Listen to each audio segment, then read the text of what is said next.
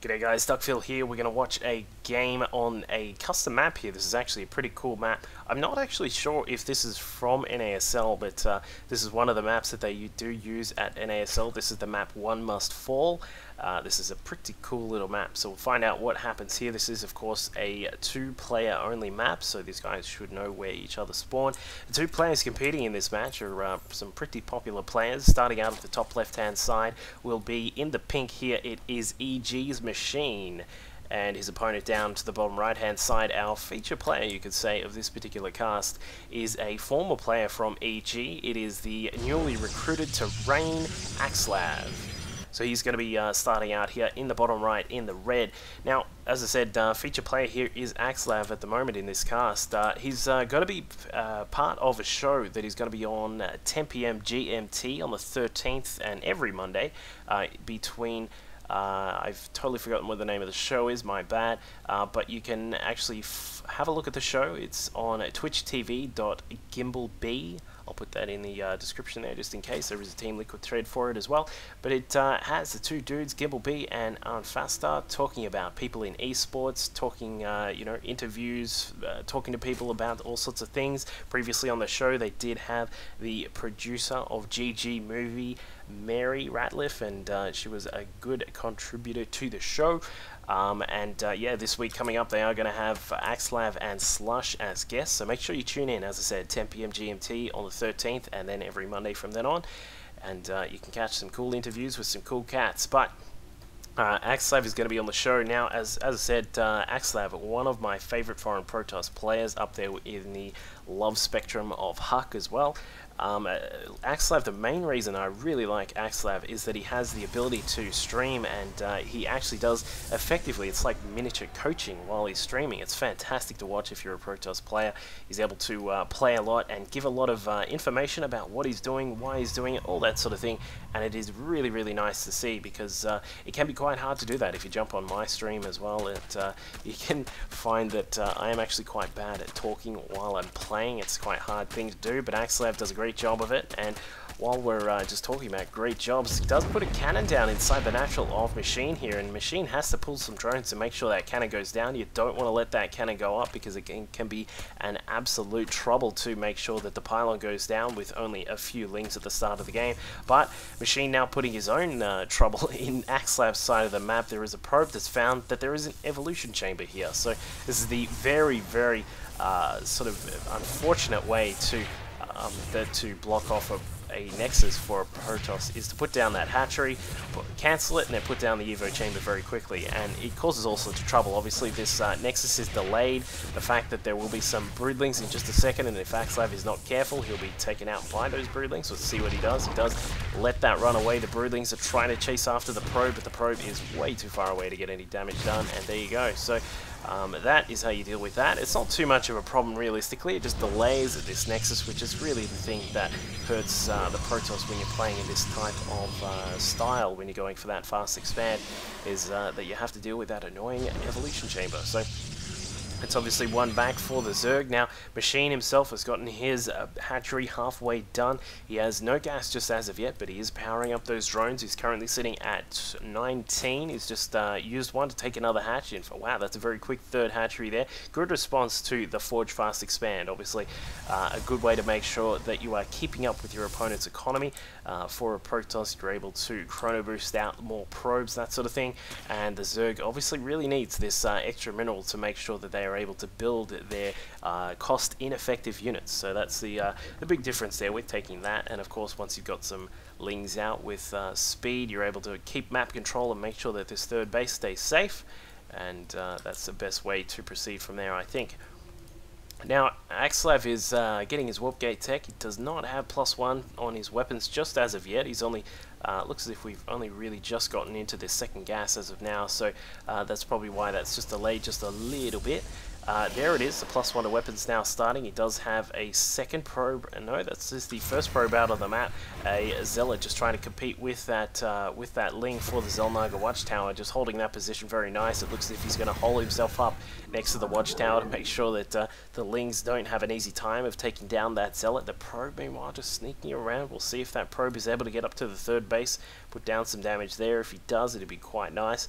The Zealot's still having a face-off with those Lings. Meanwhile, the rest of the Lings heading towards RGNAxslav's base. It looks as if they're not going to get too far through. They don't have speed yet, so they're not going to be able to run by the cannon at all. But what they will do is find a lonely Zealot in the middle of the map. They are able to get a good surround here. RGNAxslav is not going to be able to keep this guy alive for too long, and down he goes.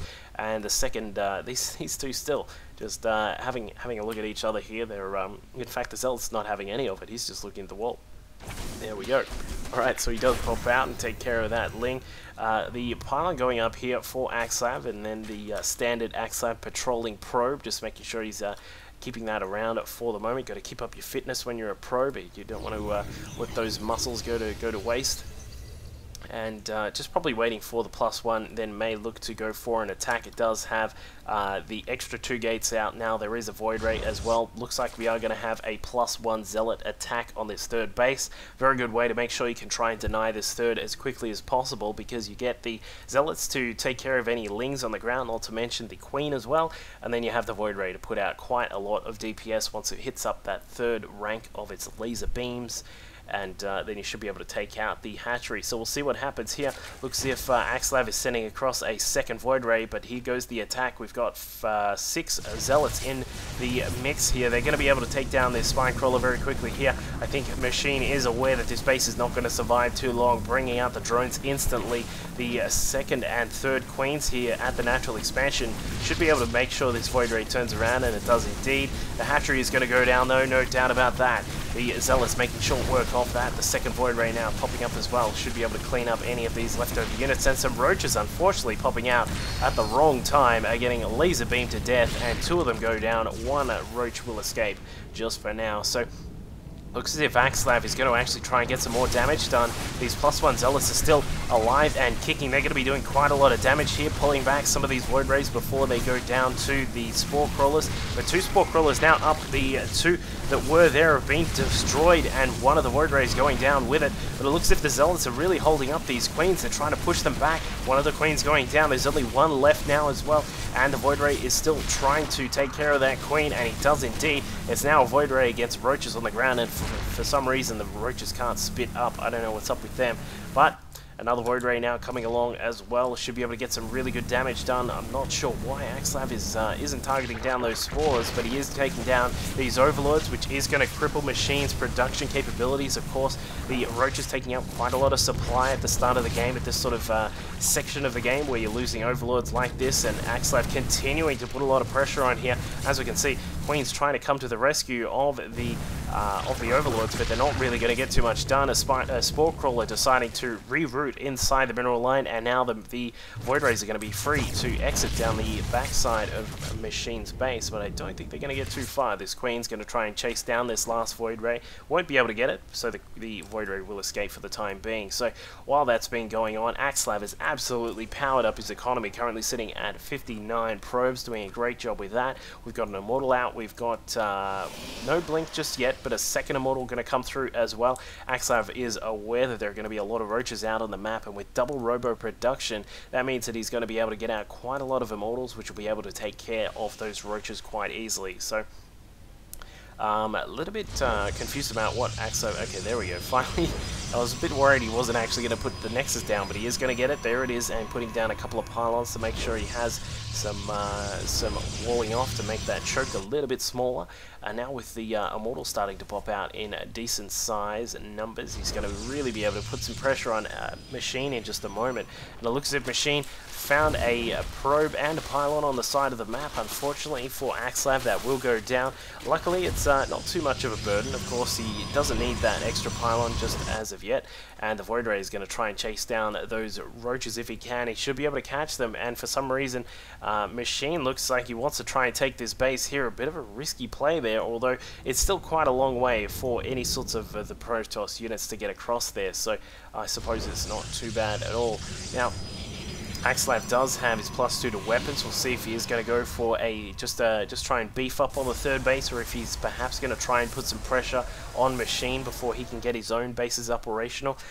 Just looking at the worker count again, we've got Machine on 72 drones at the moment. His opponent is sitting on a 70 probes, so sorry, it's the other way around. 74 probes to the 70 drones. So EGMachine doing a fantastic job, no doubt, with his chrono boost, just boosting out those probes as fast as he can, and then also just getting a triple probe production off these 3 Nexi. So that's great stuff at the moment here from EGMachine. He's really got these Immortals beefed up at the moment as well. They're going to have +3 to weapons very soon, and more Colossi about to pop out. So EGMachine is going to go for that very deadly mix there, with the Immortals able to take care of the Roaches, and then the Colossi able to deal with these Infestors and the Lings as well. So let's have a look at the EGMachine cam. He's what's he up to at the moment? He's just having a look around, trying to get a good scout on what Machine is up to. Can see that the Hive Tech is on the way, so that means that he will need to start beefing up his military forces with a few more Stalkers to make sure he has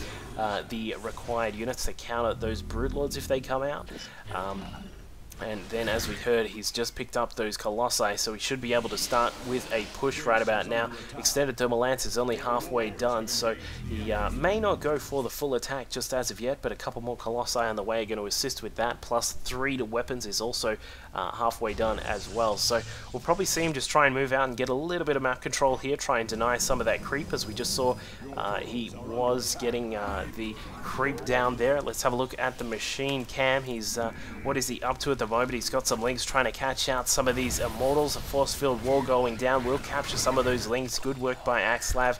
Machine trying to perhaps cut around the backside, and if he can get some good fungal growths down, he should be able to capture that Protoss force in the middle without their full complement of units available. But we'll find out what's going on there. The Great Aspire now being morphed in. Adrenal Glands and +2 to ground Carapace also coming through. Some Corruptors on the way. 9, 10 Corruptors now coming across from Machine. So he's really going to be beefing up that army to make sure he can deal with this very deadly Protoss Death Ball that is starting to make its way across the map.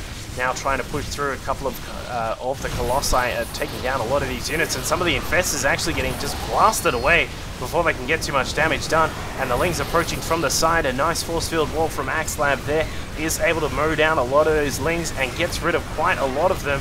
The forces of EGMachine are just absolutely tearing Machine apart right now. We'll need to bring in some more Stalkers if he wants to fight off these Corruptors, because the Corruptors should be able to take care of all of these Colossi before they go down. But there's that big Stalker count, and a GG from Machine. Just did not have enough to compete with that big laser death ball from EGMachine. So great game there from EGMachine, just biding his time, getting some good damage done with that +1 Zealot Void Ray attack, and then was able to beef up his, just really get his economy going and get that third and get into a really good position. So hope you guys enjoyed that one. Make sure you tune in to the Gimbal B and Unfaster show on Monday at 10 PM GMT. It will be an hour-long show. The guests on the show this week include EGMachine and Slush.